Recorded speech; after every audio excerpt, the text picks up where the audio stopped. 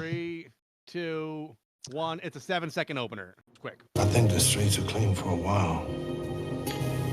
See, I'm a dinosaur. Hello and welcome to the worst movie ever made. An experimental movie podcast designed with one thing in mind: to find the worst movie ever made.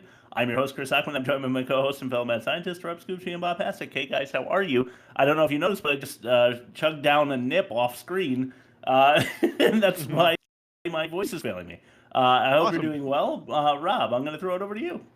I'm doing great. We're doing another Steven Seagal movie. The CEO of United Healthcare was murdered in broad daylight and no one cares.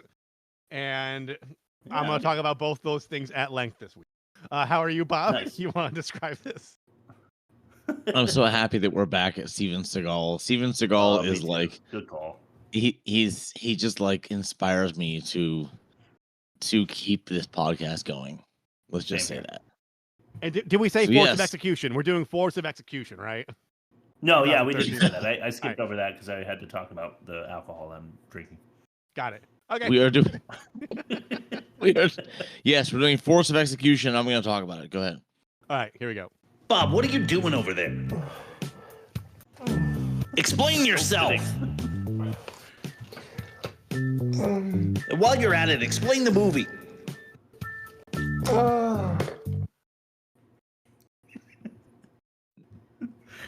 Okay.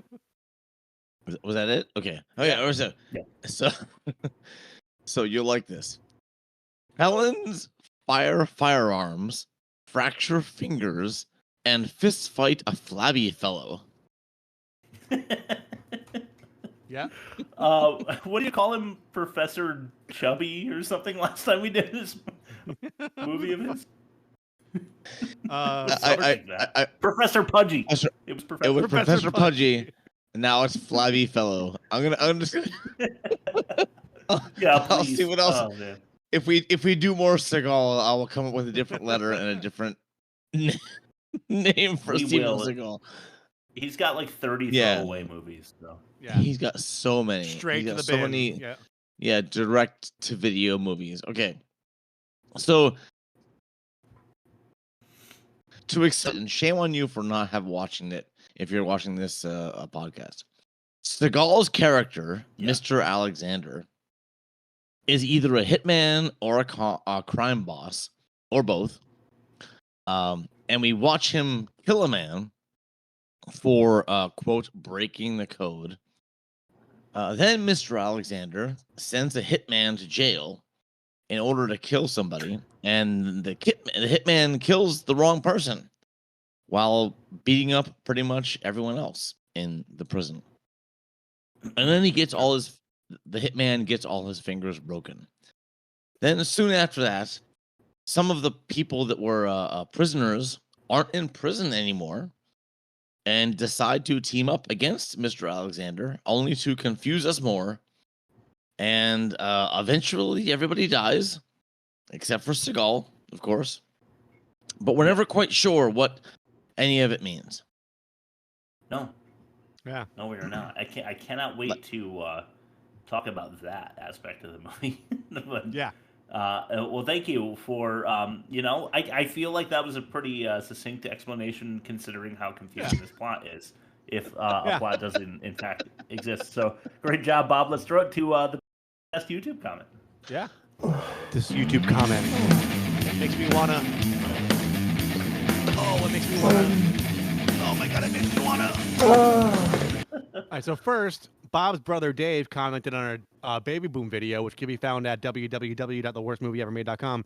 And he's quoting me saying, "This movie is bringing out the worst in us." And he said, "That's all I need to hear," with the hands up emoji, a baby, and an explosion. Now, for force of execution, I have two comments I want you guys to choose. We have somebody really serious about why people are mad about this movie because he thinks it's good, or one person who's really serious who thinks this movie's bad and is disappointed in it. Oh God. I guess I'd rather hear the person that thinks it's bad, because usually we talk about people who think bad movies are good. All right, and maybe I'll squeeze the other one in later. Yeah, I agree. Yeah, sure. All right. More people are saying that he doesn't do his fights like in the past. They cut so much over edit that you can't see much more than him shooting a gun and talking. What happened to this man? The invention of the microwave and mini fridge did not serve him well. I used to love his earlier films like Under Siege, Above the Law, etc. Couldn't even name 3. He's made a name for himself and doesn't seem to care anymore, thus tarnishing it. I love the mini fridge microwave combo insult. Yeah. Wait until he gets onto his oxygen bag ears. But Oh yeah, fucking balloons. I wanted to have a countdown from the beginning of the episode to see when the first person was gonna bring up oxygen balloons. Yeah, so because I knew. Oh my God. Well, I knew about it was 6 gonna minutes come up. in. About 6 minutes in. Yeah. yeah, don't worry, I'll do it again in a minute. Let's throw it to test number 1. Ain't that a pitch? All right. You want answers? I think I'm entitled. You want answers? I want the truth! My job sucks. Well, I'm sold. That's a pitch. All right. It Who's is. first? It's Bob, me, Chris. Her. Which is appropriate because mine is half plot explaining and half just not that good. All right. All right. Ain't that a pitch? There once was a confusing scene, followed by another 18. This movie really delivers the killing of many killers. I never thought I'd prefer Neil Breen. Oh my God. Say All it right. so. All right. Seagal's John Alexander is finna force Roman into retirement. There's no pension or severance, but broken hands are a requirement. Roman sucks on a bottle because he's too crippled for brothels. Scorpions bite his hands, letting him grab a gun and fire it. Wow. Okay. All right. That was great. Now for you, big man. Seagal is back at it with another one of his flops. Locked in a gang war which somehow never features the cops. He's a mafia leader and an ethnic human defeater with the same scarf and oxygen tank as Sniper Special Ops. What, human defeater? Literally. What, yeah. An ethnic human defeater. Yeah. All right. And the oxygen tank comes back. It comes back. But I wanted to say, like, I had to bring that in because he's literally in the same exact outfit he's in Sniper Special Ops when he's on the roof, just like sniping terrorists, defeating other ethnics. Yep. Yeah, I swear to God, it's the same ensemble. He's got the glasses and the scarf, and then the like extra black scarf, and then the body armor and the hat. And You gotta cover the flab. All right. Yeah. you do. You got to cover the flap. Yeah. That's a good point. Normally, like wearing constricting things like a garter or like Spanx or whatever, that works if you're like 10, 20 pounds overweight. But he's got like a whole other human inside of him, so like it doesn't really help.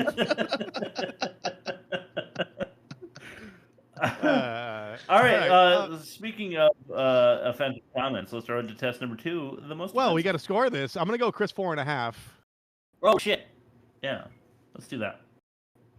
I was gonna go Rob 4.5, but what do you want to? I know Chris is gonna outweigh this one, so go ahead, Chris. I'll go with Chris 4.5 for the pitch.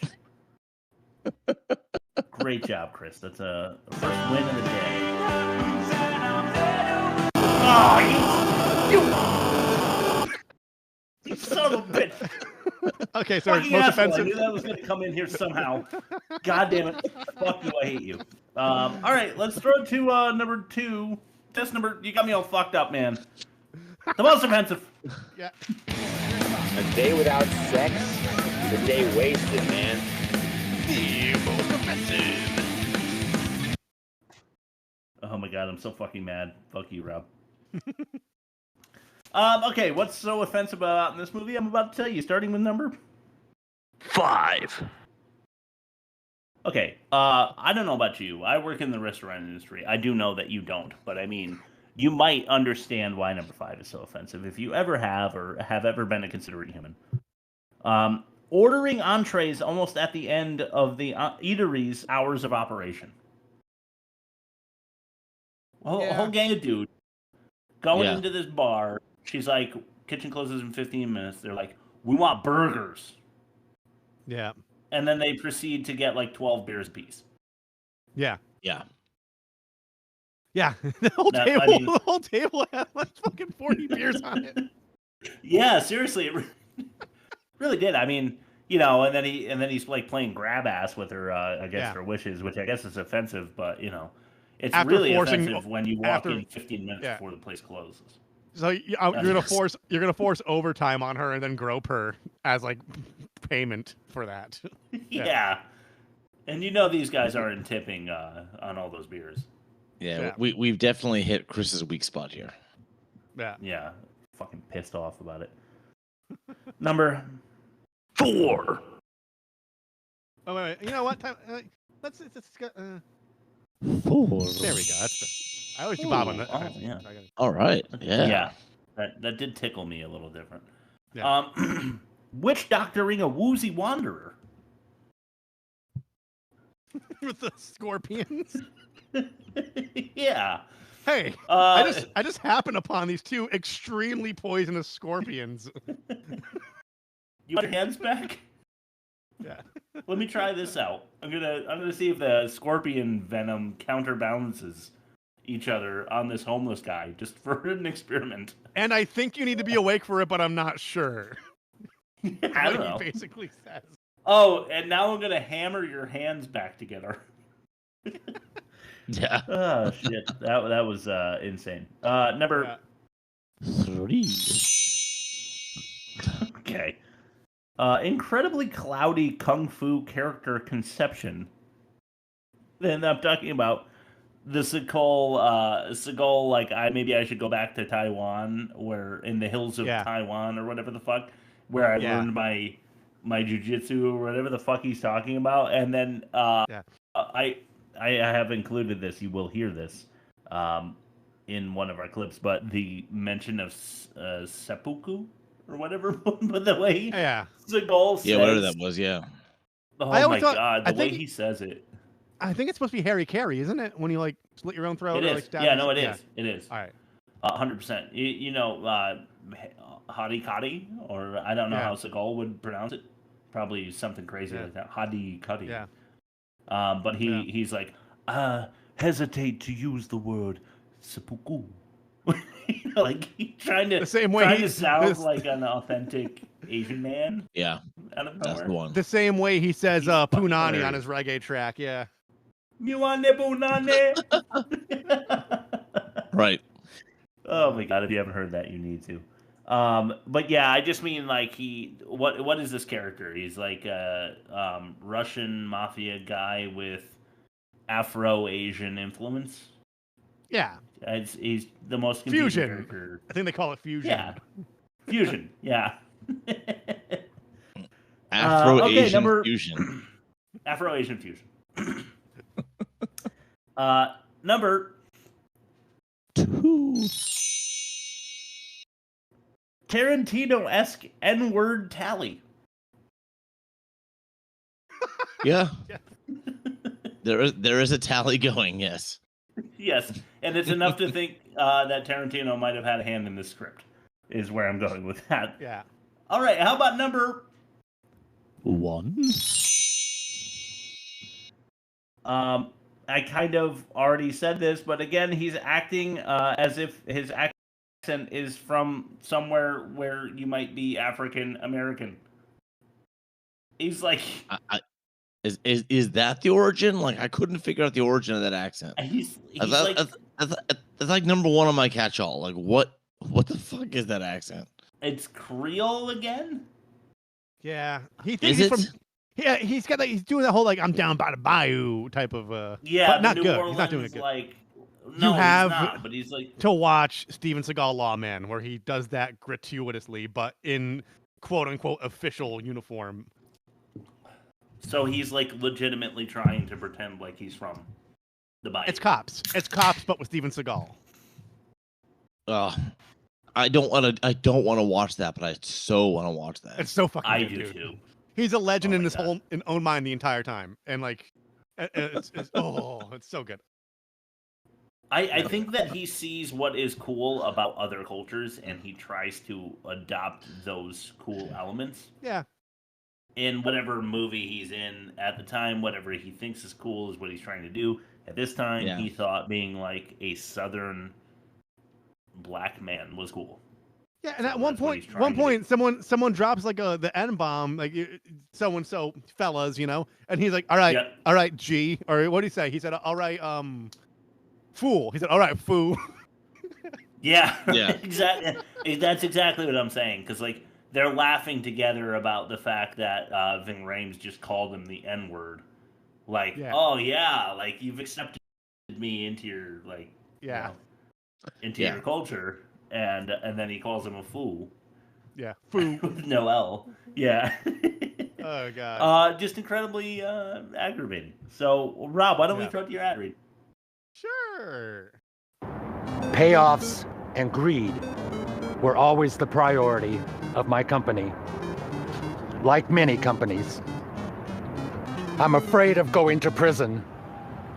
They now know my crimes.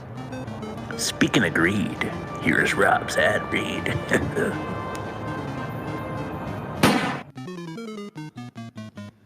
All right, so I got a phone call from the producers. I don't know if you guys have been following the news, but the CEO of United Healthcare was murdered in broad daylight and no one cares. But because we're trying to keep our sponsors happy, we have to do a moment of silence for him. So here we go.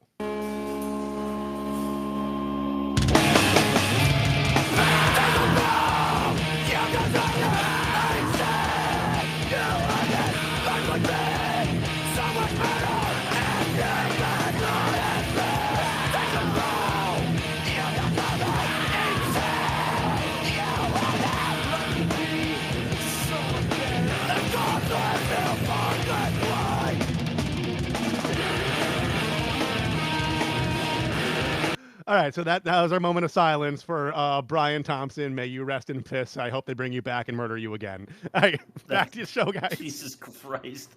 That sounded like the number 12 looks like you. That was Dillinger Escape Plan. That was Sugar Coated Sour. And the lyric was, take a bow, you deserve it, eat shit, you've earned it. Life would be so much better if you did not exist. So that was the moment of silence for Brian Thompson. Just checking my notes. Yeah, Brian Thompson. Mm-hmm. All right, next segment. Test number 3, the worst dialogue. I'm so happy. Yo, I'm out of here. Where you going? Across the street to Slinger Schlong. As much as I love it, it's still some of the worst dialogue. This is the worst dialogue. Okay, we've got an honorable mention. This is why we did not have a clip in the most offensive, just so you know. This is Fittin', number 1. I'm puzzled. You killed Dre. My tape boss inside. Well, I'm finna figure out if and how he made the mistake. But in the meantime, I can't have you missing no mark. In the meantime, I can't be embarrassed by my business associates. For now, you retired. Vin. All right, so that's a little flashback of a thing that he says, and you'll hear that portion of the flashback in a different one. So that was an honorable mention. It was another point in the movie where Fittin', that you mentioned before, Rob, was featured. Yeah. So let's go to number 5. This is Fittin', number 2. You like games? No, sir. Well, I think I got a game that you're gonna like. How'd you like to play Pop the Pinata with old Benny the Rat himself? Tell me. Oh, yeah, baby. Yeah, we got him.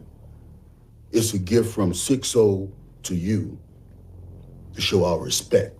That right? That's right.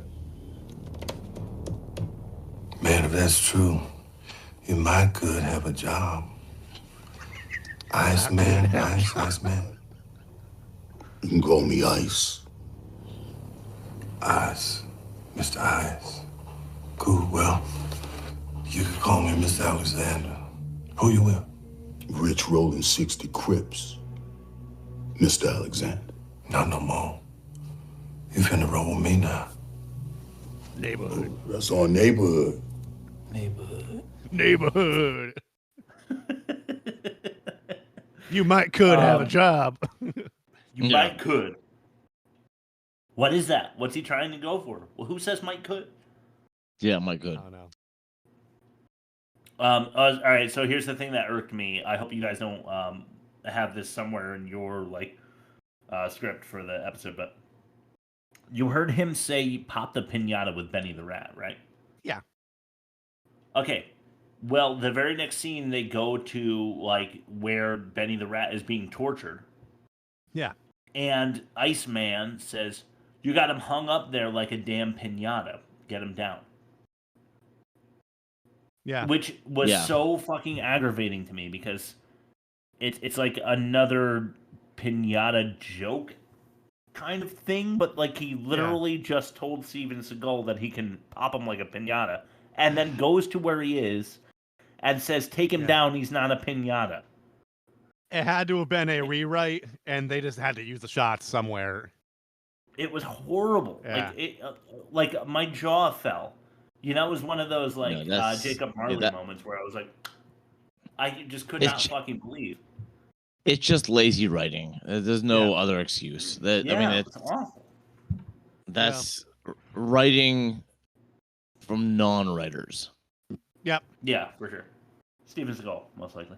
Yeah. Between Oxley most and Puss. likely, yes. Yeah. All right, number 4. Yarg. I just had an image of him writing a sentence and then getting a little.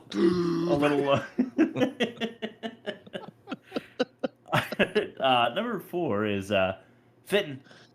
Number 3. I'm sorry for this thing. Dante is aware that I sent you there to personally close this issue. Problem is, you took out the wrong brother. You deaf or something, white boy? My little shadow warrior is good at what he do. And that's why I felt that him and I always gotta be good. That's the first time in 15 years he's missed a mark.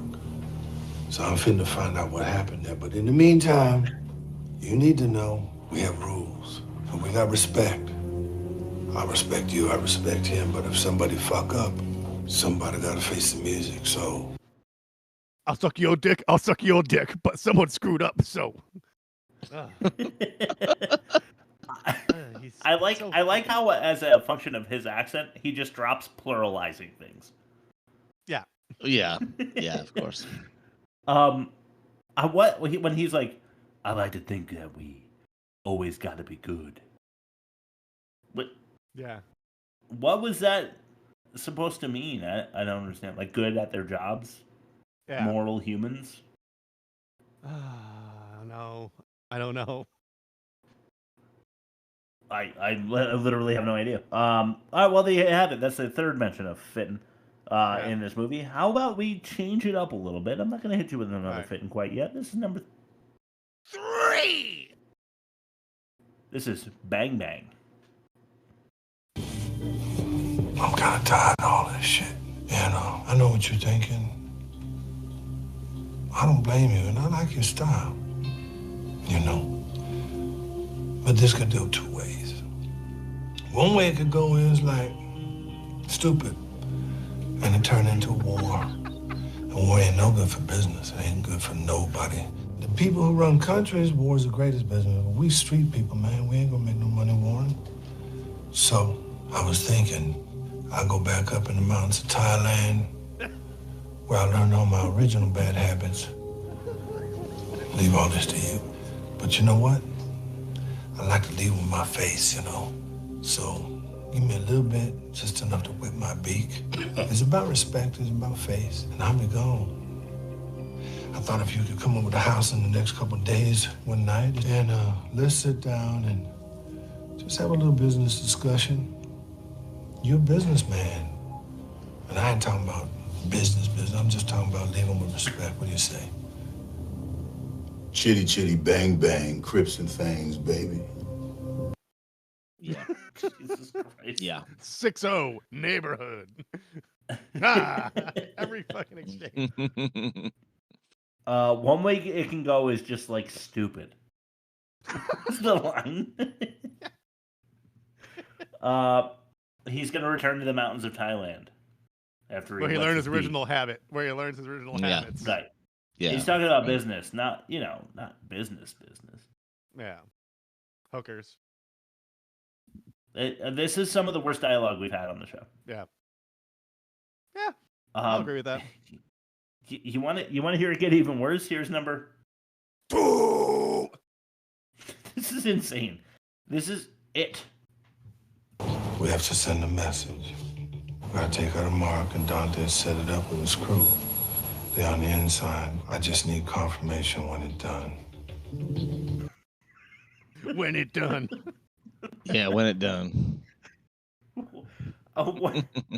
I need confirmation when it done. Again, he's not putting an S on the end of it. Yeah.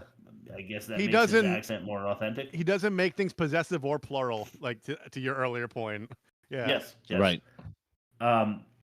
So I don't know, who would we reference? Who would we ask? Like, hey, do you feel like he's doing a good job with his accent work here? Yeah. Who would you go to? I don't know. Because he's not selecting a regional dialect. He's making it up as he goes along. He's like, I'm going to throw some Creole in there. I'm going to throw in some Russian, little, Yeah. Yeah. Then I'm going to hit him with some jive. Yeah. Yeah. It's really whatever. Yeah. There's no one on earth that can tell us if he's doing a good job, which means he's doing a terrible job. Yeah. Let's throw it to number 1, Daddy. I could not believe that this line was said in a movie, and it's not said by Steven Seagal, by the way. This is a major feature on Ving Rhames. Number 1 is, what a dick.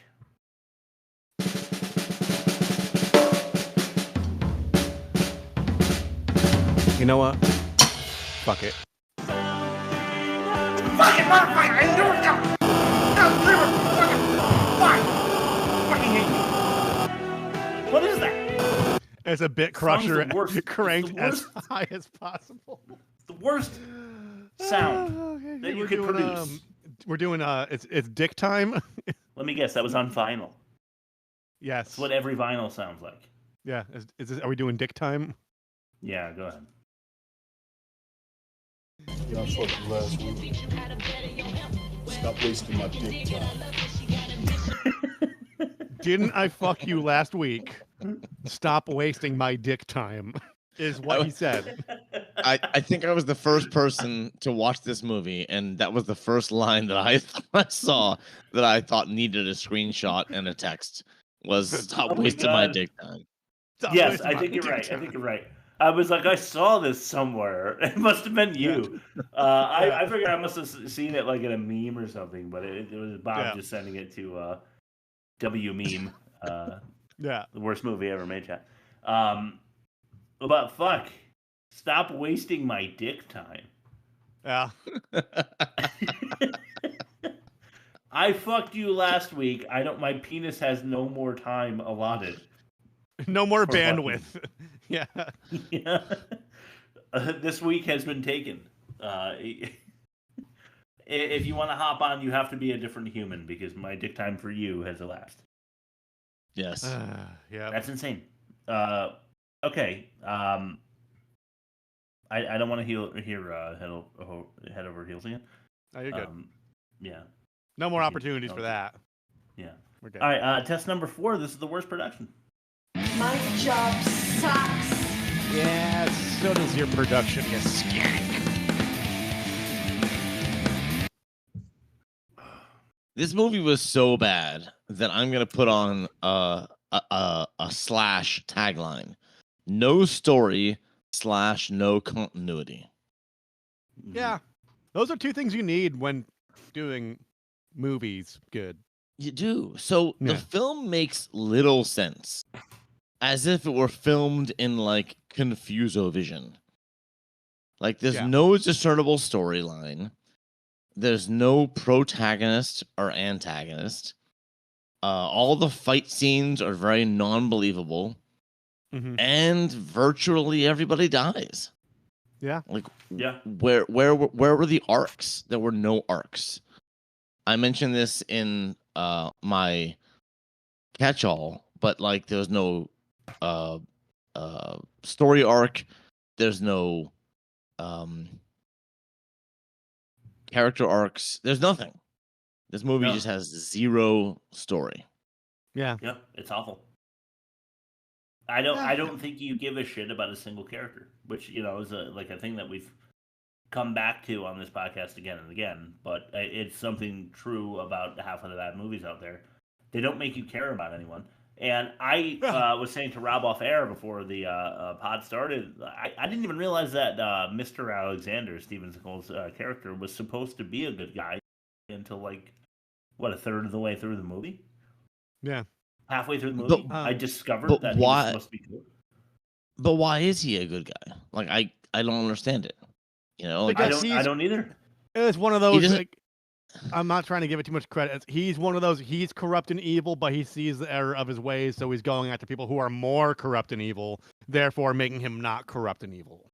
He learned how to do bad things to bad people. Yeah. According to like the wiki page and like websites about this movie, he was supposed to be like, I want to get out of this line of work, but I have to do this one last thing before I do. One last job, yeah. Yeah. Kind of thing. He is a dinosaur.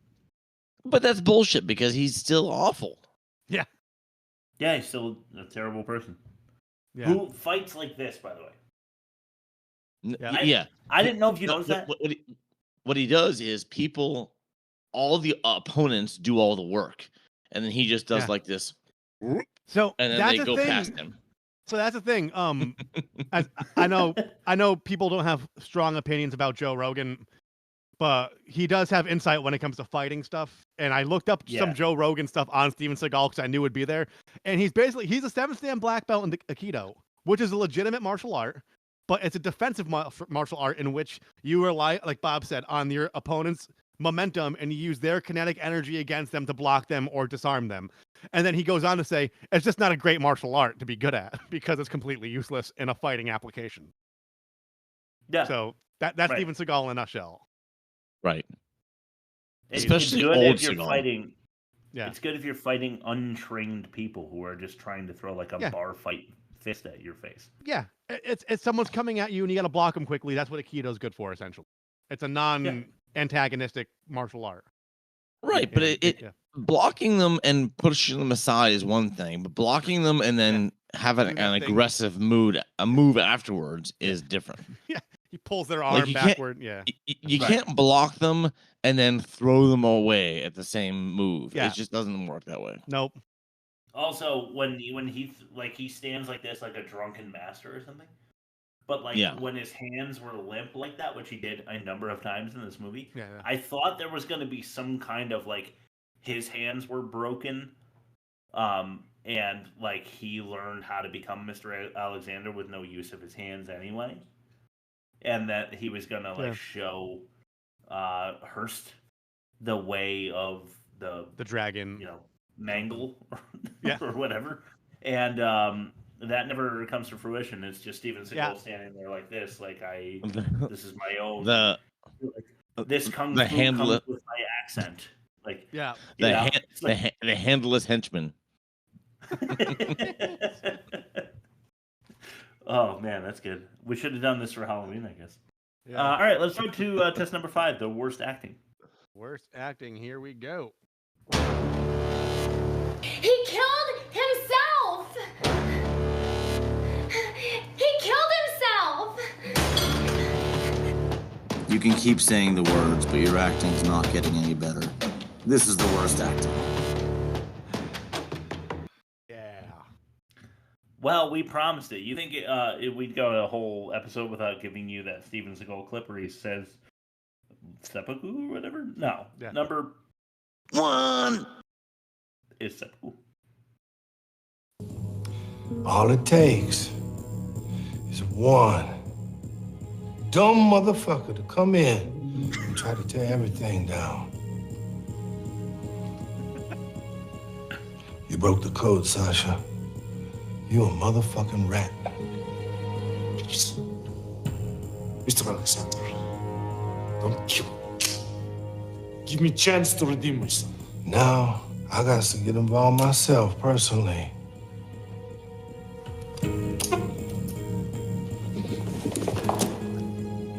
You understand? I'm gonna have to make an example out of you. You wanna redeem yourself?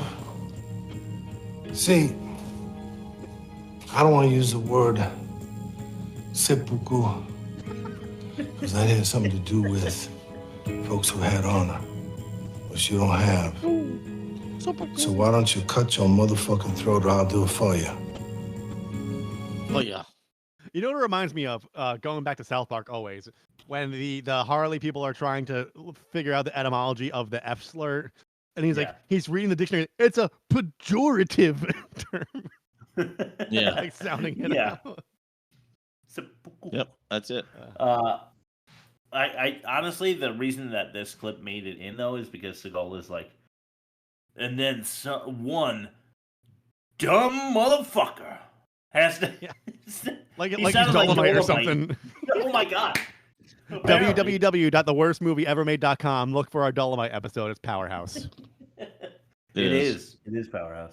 I agree. All right, let's throw it to number 2.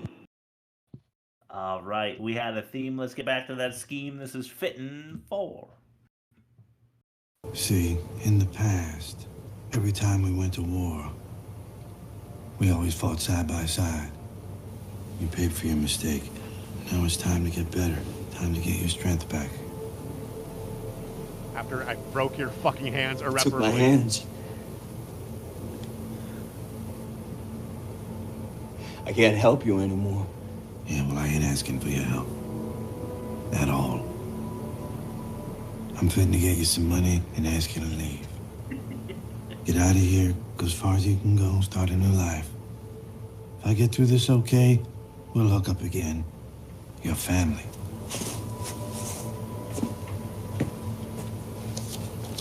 It's like that. Like that. Just Rob, like masterful job on creating these clips. They're all exactly what I wanted. Awesome. Thank you so much. It was a team effort, guys. It really was. But where did his accent go when he's like, time to get better. Time to get your strength back. There was literally no accent then. Yeah. If you don't believe me, go back 45 seconds. Listen to that clip again.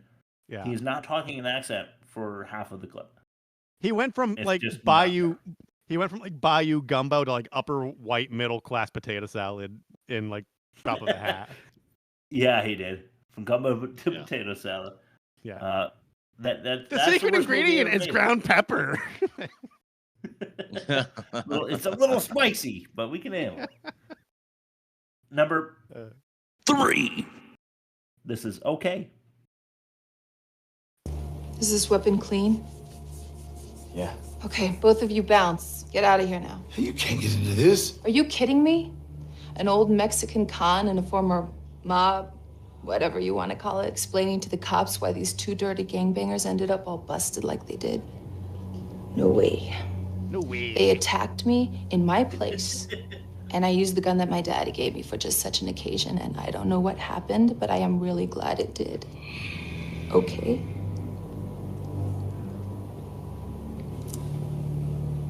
Okay. Okay. Okay. No way. What? No way. No way. Seriously, the only difference between that chick and the chick from Birdemic is that there is nice music in the background instead of just wind. Yeah. She is pretty bad. Well, that's all I have to say about that. How about we throw it to number 4? It's spelled a little different, but this is pus. You gotta take a look at his hands, right? But you gotta look up close. Something weird about it. Chava. He's dead. Huh? He's dead. Fuck me! Who the fuck is he? He's just a drunk. He lives upstairs. Hey, look at his hands. He's got some kind of disease. It's all full of pus. Madre. What are you staying around for? Get rid of him. Bring the fucking plague into my house. Fucking pendejos! Take him out to the desert, plant him deep enough. The animals don't bring him back. I don't believe anyone. I don't believe anyone in this movie ever. I don't believe Danny Trejo. Look at his hands. Yeah. They're all full of pus. I never believed Danny Trejo though. He's not. That's true. As much as many things he's been in, he's not much of an actor. So, you're right. You know what's funny? On YouTube, I was looking for the comments, and the overwhelming thing whenever Trejo comes up is in any movie that he's ever in is I bet you $5 he doesn't make it to the credits. Because he dies in every fucking movie he's in. Yeah, he does. You know why? Because he's really ugly. Yeah. You know? That's true. Like, if you're cast in a movie as any role and you know you're an ugly man. Yeah. Yeah. It's true. Hollywood accounting. Which none of the three of us would ever have to worry about in the movie we were casted for. Oh, yeah. With the exception of Tarantino. He only dies in, like, one of his movies. Yeah. From Dawn to Dusk. Okay, two of his movies. Sorry, that and Reservoir Dogs. Oh yeah, that's true. He does die in that one. Which I mean, that's. What's your take on Reservoir Dogs, Bob? I like it. I don't like it as much as Pulp Fiction, but I like it. I think Tarantino so you really is served like both of those movies. I do. I think Tarantino's better and that's served, it. Yeah. That's it. I think it's better served by smaller budgets because a lot of the violence takes the backseat to the dialogue, and when he has a budget to like do all the blood, like in Kill Bill, the dialogue kind of takes the backseat. But I'm you know. Fuck you, Bob. All right, let's throw it to fact or no fact. Wait a minute.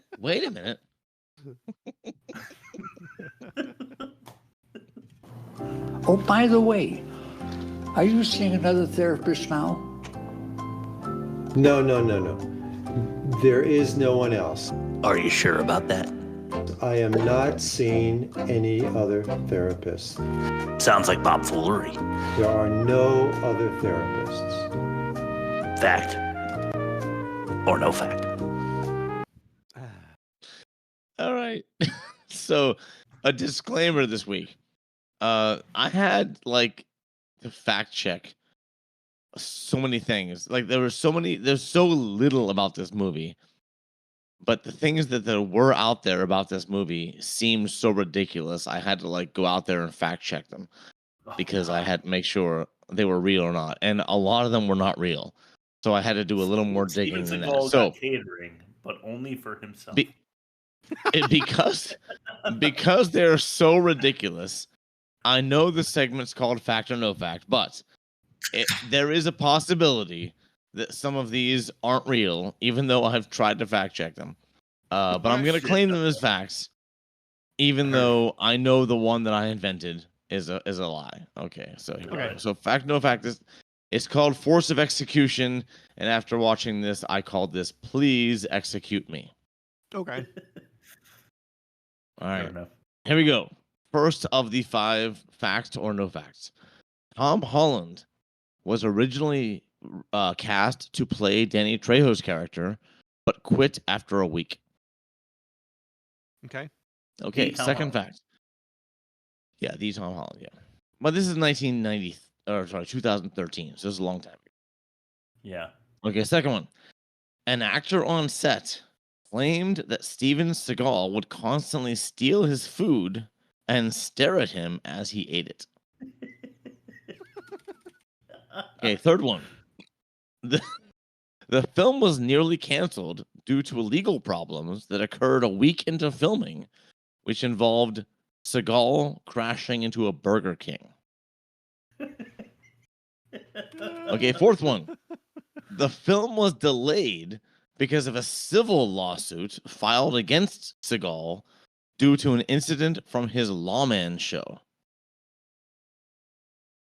Okay. Rob. Okay, and last one. One of Caesar's gangster actors, referring to Seagal, explained, "No matter how many times I told him my name, he keeps calling me Hector."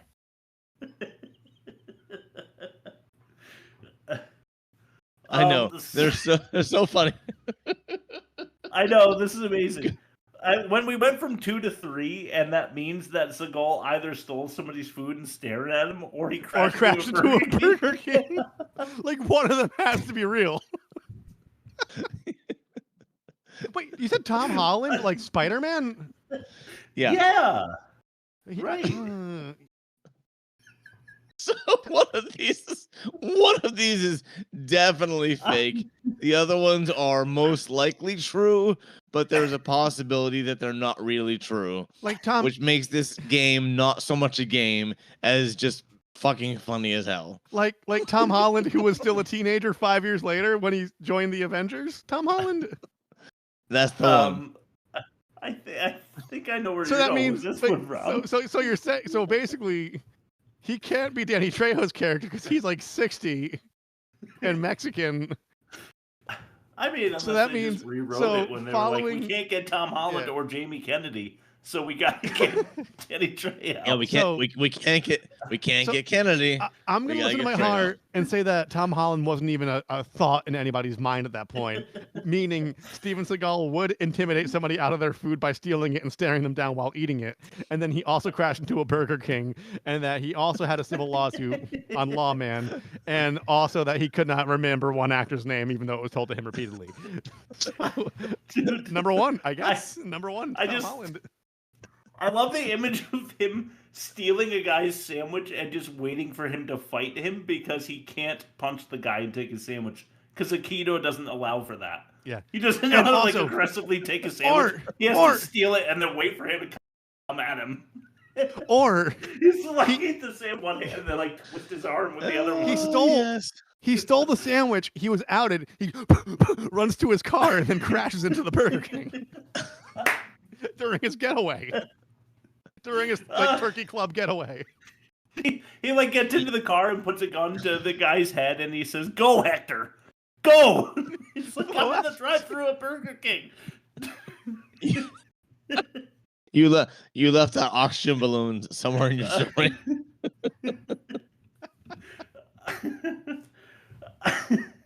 All right, so Rob went with Tom Holland Trejo trade was the fake. Fuck, man, I don't know. The lawman suit, I believe all of it except for that. I guess the most outrageous one.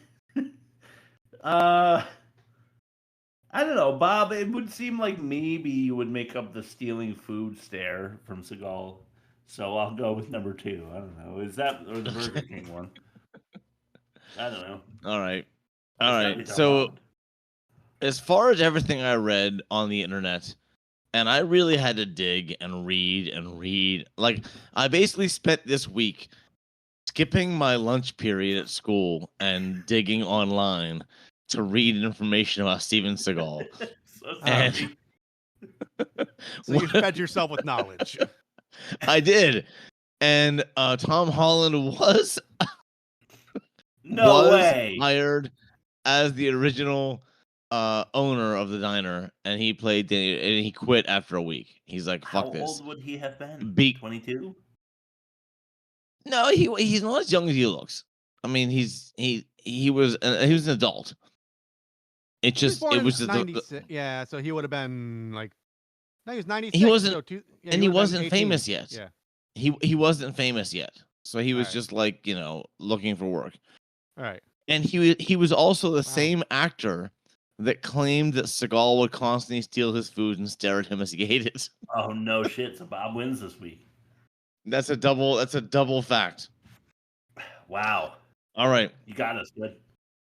Now here's where the lie came in. You IMDb. Tom Holland. IMDb had it as he's okay. This is gonna sound stranger than fiction because it is. IMDb said that Seagal stole a jet from the set of the movie to get to Burger King faster than he can drive there, and he crashed into the Burger King and then into a Walmart and killed people. which is it's a completely fabricated story. Yeah. I looked up everything I could look up. God damn it! I almost went with number 3. Fuck me. He did not crash into a Burger King. He did not crash into a Walmart. He did not steal a jet. I don't know why that was out there, but that's a great story. I laughed my ass off reading that story. I'm like, that's so funny. Imagine him being like, if I take a car, I'll get to Burger King in 20 minutes, but if I take a jet, I'll get there in like 7. There's no time to waste. That's pretty much what the story said.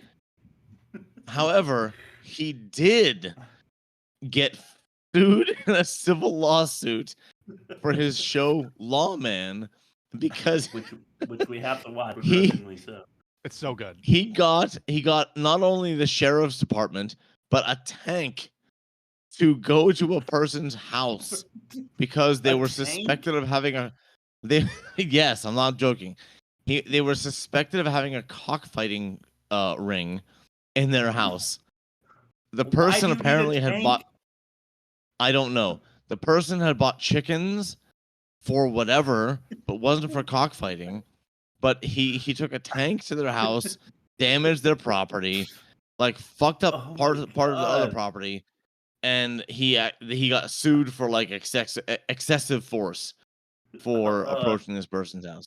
And there's no chickens. I'm driving a tank into your backyard. And just to make it funnier, there is no. He says that he's actually a cop. He's been deputized because he trained them in defensive measures. But there's no clear record of him ever actually having that certification in real life.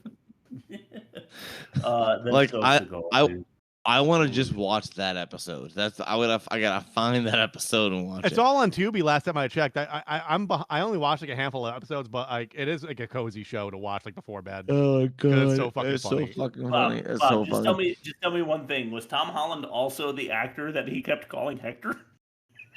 No, that was actually one of Caesar's. That was one of Caesar's. Here's the whole fact. One of Caesar's gangsters kept being called Hector, and he said, "That's not my name. Stop calling me Hector." And then he said, "He is the Donald Trump of actors," referring to Steven Seagal. I fucking see it, man. They have the same affectation with their voice, the way they enunciate. That's true. Oh my god. It's so funny. I hate it. Oh my god. I'm exhausted. Go ahead. Yeah, me too. I laughed too hard this episode already. Let's throw it to the ketchup. I can't believe you committed suicide. I cannot believe you committed suicide. Are you catching all of this? How could you have done this? Real quickly, I got some abusers. I wanted to play one real quick. This one's called Pooping in the Toilet. Hey, don't be shitting in my toilet, man, all right? That's the whole clip. That's when Hearst is like walking through the factory. Yeah. And Hector's like, "Hey, don't be shitting in my toilet." Yeah. Dominance. All right. Good job. Look at Chris knowing the characters' names. Look at that. Well, I don't know. I guess that's the one that Seagal kept calling Hector. Number 5 for me is 2 completely random moments for you, and I found them both to be hilarious. Mr. Alexander, Steven Seagal's character, says out of nowhere, Jimmy Falcone is dead. Yeah. We get no more information on Jimmy Falcone. We don't. Yeah. It sounds like a crime. It sounds like a crime family's last name, though. So I think it is a quick Batman. passing line to establish dominance, I guess. Yeah, like he's dead, so now we take over the streets. The other one, though, a little less serious. Hearst says, "You drop this," and he hands Orso a can of unlabeled mayonnaise. Mm-hmm. Yeah. It's just like a jar of what's obviously mayonnaise with like a blue lid. It's like definitely Hellman's. Yeah. But they had to imply the Hellmans because like Hellman was like, we're not putting our product. Hell fucking no. Chance. There's absolutely no way. We're not associating ourselves with this movie, right? All right, go ahead. I have like 5 or 6, and I'm just gonna start with Seagal's accent / ghetto talk was really funny. Oh, hilarious! It was super funny. So good. From frame 1 of the movie. It was just hilarious. Yep. Immediately, super funny. Number 4 for me is stop trying to make neighborhood happen. It's like Wizard in episode 1 of Star Wars. That's so Wizard, and then like no one ever caught onto it, you know? Yeah. Yeah. It just Wizard, blow the dome, you know, it's another piece of cake. You know, stuff with which piece of we cake, tried right, to make it yeah. happen. It's not happening. We get it, you know, so we give it up. But in this movie, the 6-0 gangsters or whatever keep saying that's our neighborhood. That's our neighborhood, man. That's our neighborhood. And it applies to different scenarios. Like literally that's our geographic region, but also like murder is our neighborhood and like things It's like a state that. of mind. Like the knowing like chin nod, and they're like neighborhood. Yeah, neighborhood. Yeah, exactly. Yeah. I just wish that they would stop in the Mean Girls kind of way. Stop trying to make fetch happen because neighborhood's not going to happen. All right, Bob. I was gonna say the prison hit was a little excessive, especially considering they most likely had video surveillance. This isn't like taking place in the 60s. Like they most likely had a video camera in every corner of that prison. Fair point. But this like unmasked, not very, covered looking hitman is like taking everybody out. Well, they caught him after that. They caught him after that, if you remember, but then they couldn't scan his fingers because his fingers were so mangled. Well, the prison didn't catch him. The fucking gangsters did, right? Yeah. Well, yeah, I was just kidding. I was just making like his fingers were too fucked up to like identify him joke. Right. Wow. Yeah. I like jokes. Jokes are funny. Like, you can rob a bank when you burn your fingertips off. You can rob, or whatever. Who cares? What's funny? I'm sorry. Number 3 for me was Trejo's Orso lives just long enough to pass these words of wisdom on to Hearst. Don't end up like me, S.A. I gave you a second chance. He lives for like a solid 40 minutes. After getting stabbed in the heart. Getting stabbed in the heart. Just to say that. To pass that on. Mm-hmm. Because I think that they thought we had some like that they had gained some like character credit with Orso because he was like sweet or something for being so ugly. Like, wow, isn't he such a nice guy for being such an unattractive guy? Like, you gotta love him for that, you know. But we still gotta fucking kill him. Yeah, of course. Yeah. Well, of course. But those like really ugly masculine dudes that turn out to like say nice things in movies. You give them the social credit or whatever. Yeah. But that didn't happen in this movie. Just like Neighborhood didn't happen. Start trying to make it happen. Bob, why don't you? I just want to know: was everyone a hitman, or working with a hitman? Like, was anyone not a hitman? Basically. Like, I couldn't figure this out. Yeah, it's a really good question. I don't know. Like, even the chick at the bar was like, "Is it clean?" Because like she knew the lingo. Yeah. She was in the know. Yeah. Yeah. Right. Yeah. Like she was like she was a hit woman for 2 weeks. But then she decided since the pay was only 2/3 of what everyone else makes, that she was getting out of that game. My number 2 is why is Hearst suddenly super suicidal? And it's also really funny to watch him try. Yeah. Like, he's down on his luck. He's like drinking. He's walking around and stuff. But he's having a hard time. But then, like, he meets Trejo, what was it, Orso, and Debbie. I don't remember her name. And like he like has a connection, and then all of a sudden he's just in his apartment trying to blow the dome, so to speak. Yeah. but he can't because his fingers don't work. So he like shoots a hole into the roof and like maybe shoots a kid upstairs or something, and then gives up. I just don't know where the suicide came from, but it was funny to me. Yeah. Well, he can't open his booze. He can't jack off. He doesn't have many options. Right. Yeah. Speaking of him, this is my number 2. The miracle hand cure thing. Yeah. At near the end is just too funny. Like, yeah. Like you take this, scorpion poison and inject it into your hand, and you will be cured of your broken hand. Like, what the fuck? But your adrenaline, you need to be awake because your adrenaline works with the poison to fix your hands after I smash them with a hammer.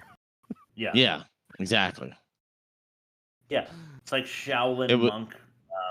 It was too funny. Bone breaking. Yeah. Yeah.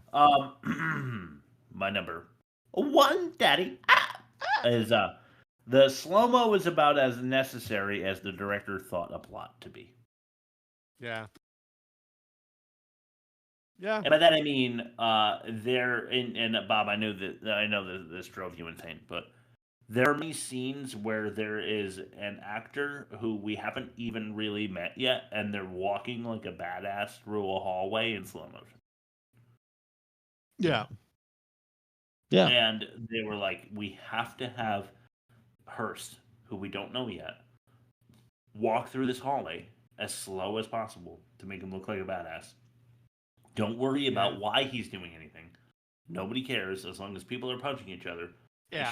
And there's some tits. Yeah.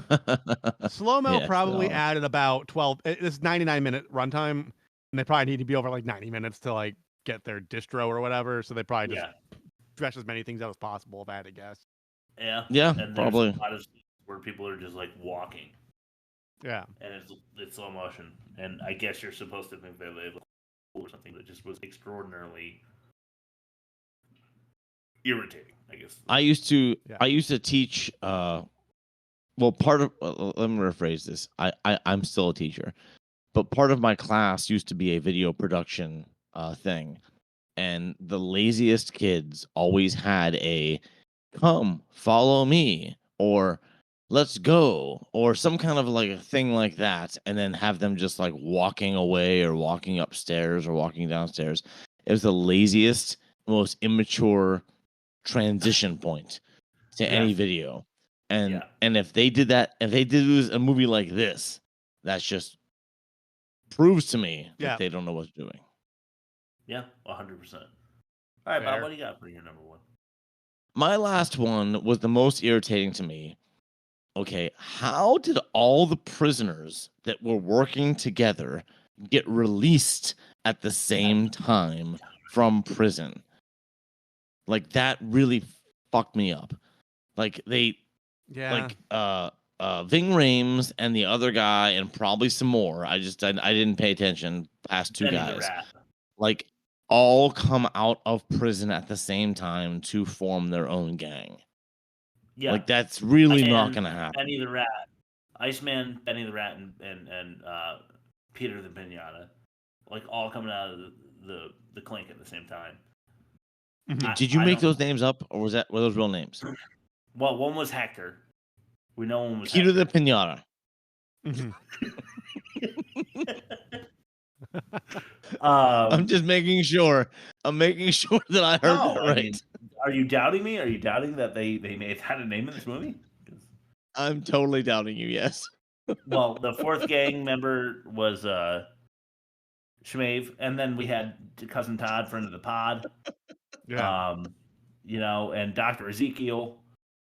Oh yeah, I remember that guy. Was there. And, okay, makes sense. It all makes sense now. Okay, you're right. Yeah, you're right. I'm wrong. Go ahead. Well, I'm usually right. Let's run to what we're watching. I'm kind of curious what the guys are watching other than videos about government secrets. This is what we're watching.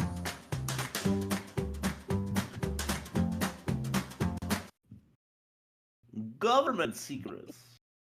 That's a good bumper, man. I'll tell you what, man. That's a great one. Great, yeah. It is nice. It reminds me of the Buffington clan. You know, the Buttwater clan. Like that. Buffington Buttwater. Yep. Yeah.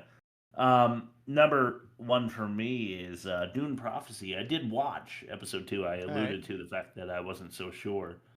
I watched episode 2. Guess what happened? I'm totally hooked.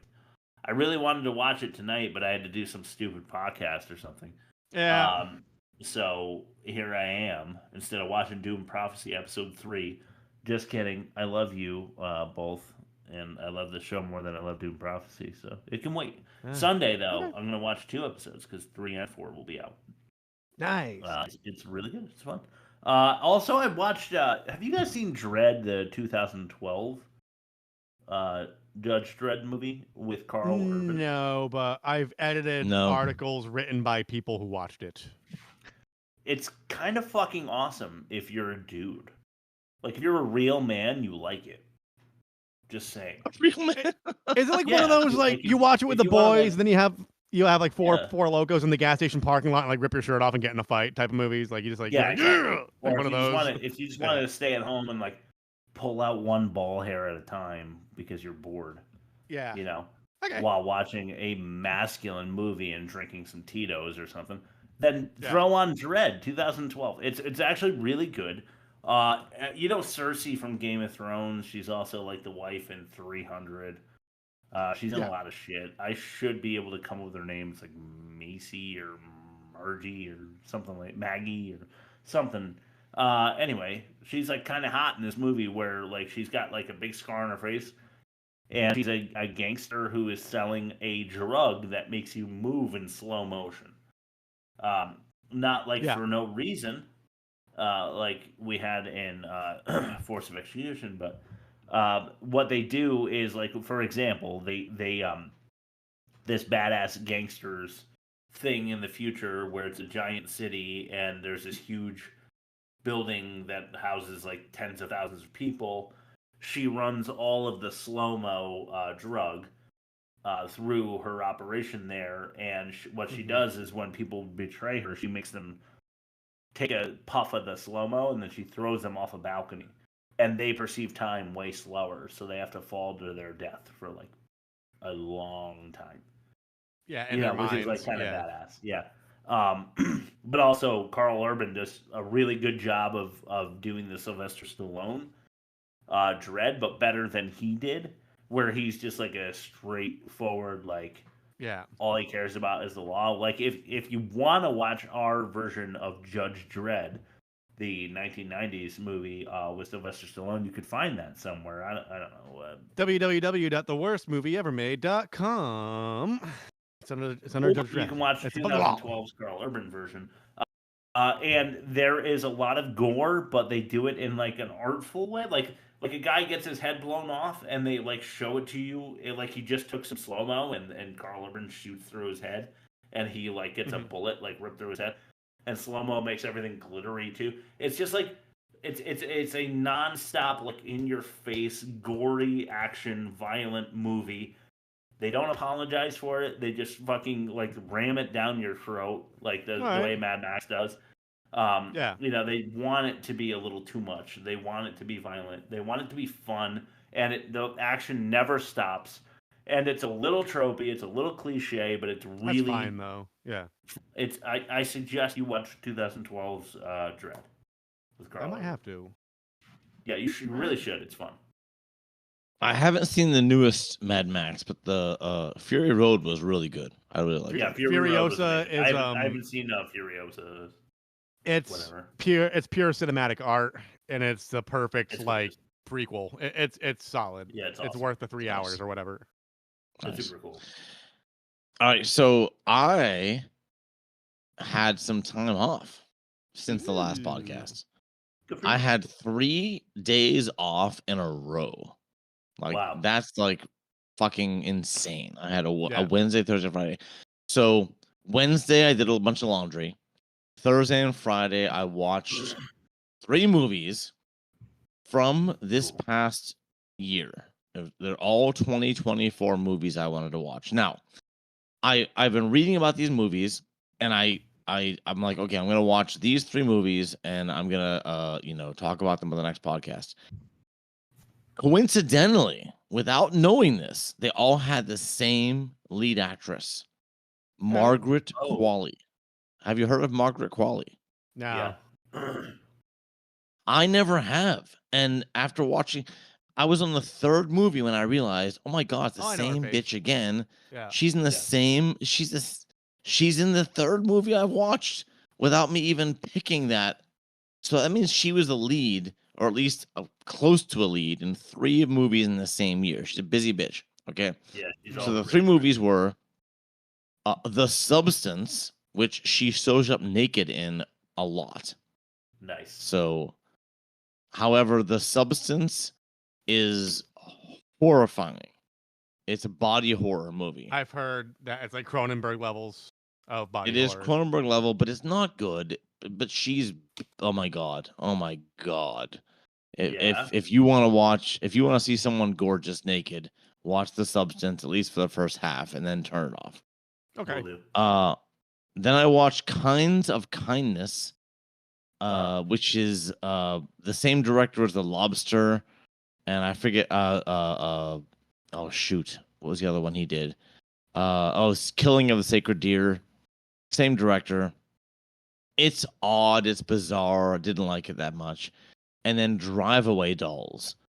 Drive Away Dolls was a movie directed by one of the Coen brothers. Not both of them, but just one of them. I want to say it was Ethan Coen. Yes, and that was the most most entertaining of the 3.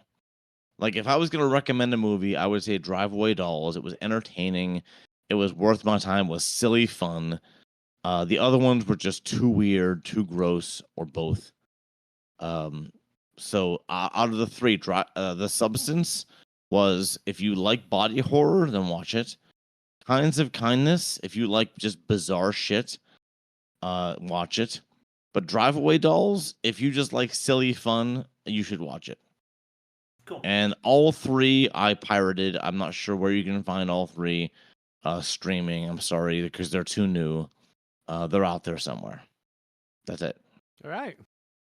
I've been watching nothing long form. I've had a weird week with like just different schedule. So I did watch some Steven Seagal Lawman. It's like Cops, but Steven Seagal claims to be a cop. It's the same like reality format. It's really, really funny because he's a legend in his own mind the entire time. He does not break character. He does a lot of, hey, what's going on, cuh, type of stuff. I've been watching like Dr. Insanity on YouTube, which is like, it's more true crime. I was just watching like, oh, we found this person's murder dungeon. Here's what happened, and here's the interrogation. And then I've been doing a lot of rig rundowns. The guy from Caspian, Phil Jameson, he has an hour and a 10-minute long just breakdown of all his gear. And then I watched Rick Beato interview Dave Gilmour from Pink Floyd on like songwriting and gear. And then I will be watching Dead Alive this week, which is an early Peter Jackson film.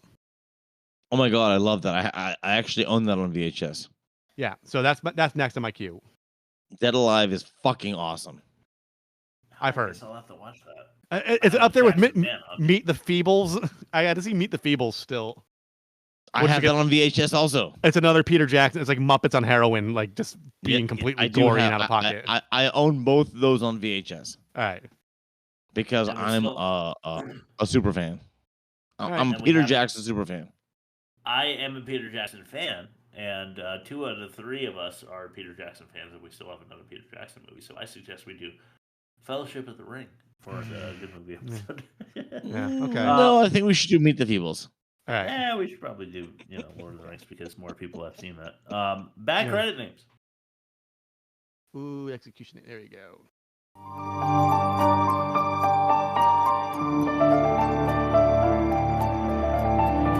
Bren Foster, Bin Dang, Big U, Ursula Coyote, Chip Bird, Ving Rhames, and Yvette Mealy.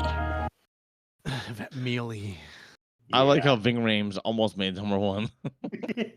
I mean, you gotta call it like it is. His name is Ving. Yeah. Ving. Yeah. Ving. All right, offensive minigame. Sometimes movies are just so offensive. There are no other therapists that could help me get over it. This is the offensive minigame. All right. You ready for this? Yeah. This is Baby Boom versus Force of Execution. Okay. Baby banishing. Mm-hmm. And by that I mean taking your baby out to like a fucking cabin in the snow. Yeah. In like -5 degrees because you don't have a fucking roof or water. Yeah. Or voodoo on a vagabond. Well, I want to go with the baby banishing because the vagabond voodoo, it's like he was kind of a willing participant. Like, he didn't have any other options. He was tied down. Yeah, but he was willing to. He was borderline entertaining the procedure before it was forced on him. You know. Okay. Whereas babies don't really have choice in the matter. Yeah, I'm with Rob on this one. Go ahead. Baby banishing. Okay. Yeah. Burka babe. Or Tarantino totals. Tarantino totals. Yeah, Tarantino totals. Okay. How about we're gonna flip it up? How about the Cajun Asian accent? Yeah. Or bleaching a baby?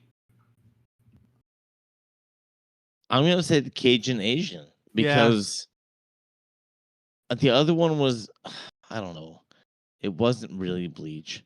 1 and 2, that's not as offensive as it is just reckless. It's ignorance, and it's overwhelmed ignorance that was played off as bad comedy. Like, I can't even clean a baby. But like, yeah, the other one I would say is a little more. We have determined egregious. that spraying Clorox in your baby's face is less offensive than Steven Seagal pretending to be black. Yes. Yes. Yeah. Yes. Because we're used to Steven Seagal pretending to be black. He's been doing it for like 20 years. It's true. And God damn it, we're sick of it. All right, let's run to the movie comparison. I resigned today as president of the bank. Inconvenient truth. None of this makes sense. Let's just compare the movies. You know what I'm putting on, Foo? Yeah, Steven Seagal. I pick up what you fitting to put down. Foo. Baby Boom or Force of Execution. Rob, you had a 4.5 with Baby Boom. Nice job. Yeah. But that's not quite as good as Chris's 4.5 for Force of Execution. So Force of Execution. That's a wash. Offensive minigame. Force of Execution wins this one. Okay. Dialogue. What was worse, guys? Force of Execution. Because at least Yeah. Baby Boom, at least the story had a logical progression, and the characters, although badly acted characters, carried that progression forward in a way that made sense to the viewing audience. They did, yes. Yep. Baby Boom's production problem was lost irony when we have no story and no continuity for Force of Execution. Force of Execution is worse. Yeah. I think it's obvious. Force of Execution is worse, yes. Yeah. Who had worse acting? Force of Execution. Force of Execution. Force of Execution, yes. We have no demerits for either. What do you want to say for Baby Boom as its send off? Bye, Baby Boom. What's the demerit? I thought we already said what the demerit was, wasn't it? No, we didn't. Okay. It was like flat acting and stuff. Like we kind of sort of did, but we didn't officially. No, we said maybe it was diapers. They couldn't figure out diapers. It was like this the dumb you're right. The overdone parenting is hard jokes. It was like electrical tape diapered. Yeah. Difficult diapers. And then for Force of Execution, the demerit I guess would be.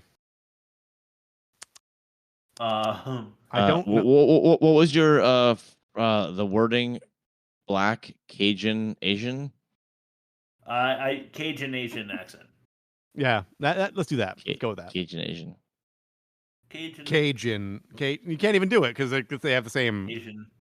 Phonetically sound the same. Yeah, at the end. I was going for a little bit of fun. Asian. Yeah. Cajun Asian. Cajun. Occasion. Occasion. All right. Yeah. Occasion. It's quite an occasion. Worst of the season, then, obviously, is Forced Sophistication. Yeah. For now. Hey, listen. We're going to do something really fun. Something we don't do much on the worst movie ever made. Okay. We're going to watch a very modern movie that everyone is shitting on so that we can pile on and enjoy making fun of it ourselves. Because this is what we do. We tear movies apart. We make them feel bad about themselves. Only the problem is it's usually 15 years ago, so they don't have to feel bad anymore. Let's make fun of Megalopolis, which is an Adam Driver movie, Francis right? Ford Coppola vehicle, yep. Yeah. So let's make fun of that next week all together. Go see it in theaters. Waste your money. I just want to say, I've been really on the Neil Breen forums more than is good for my mental health, and everybody's saying is Megalopolis is a Neil Breen movie if he had an unlimited budget. A lot of people are calling it that, so I am very excited. Yeah, I'm excited too. All right, Rob, I started watching it.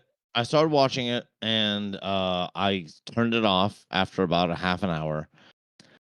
And now I have to go finish it. Thank you. Because it won. Audience. Because you put it on the poll. Yes, thank you. I put it on the poll because I knew how bad it was.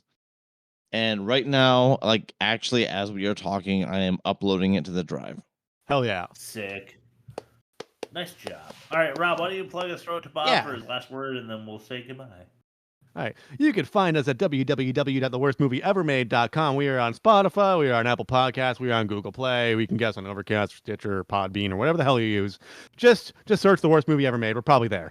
We're also on YouTube. If you don't want to wait for the YouTube, which takes a few days to clear because of copyright reasons, we have video on Spotify now for our entire back catalog. Sure. So you can just watch us or listen to us on Spotify. That's probably the best way to do it. But, if you want to wait a few days or you don't have Spotify subscription or whatever, we are free on YouTube every Sunday. That follows our regular release. You can get us on TikTok and get us on Instagram. We do polls. We do trailers. We post movie clips that we're talking about in the episodes and our stories. It's a lot of fun to be had. You can engage with us. You cannot engage with us. But please engage with us because that leads to conversions and that makes us keep the lights on here because this show costs tens of cents to run every month. And we need to reimburse ourselves and make ourselves whole. Bob, what is your last word? Occasion. Location. All right. Megalopolis next week, guys. Thanks for listening. Bye, Joseph. I didn't hit the theme song, but I started dancing. All right, there we go. Bye, Joseph, and thank you, Schmade. Thank you, Schmade.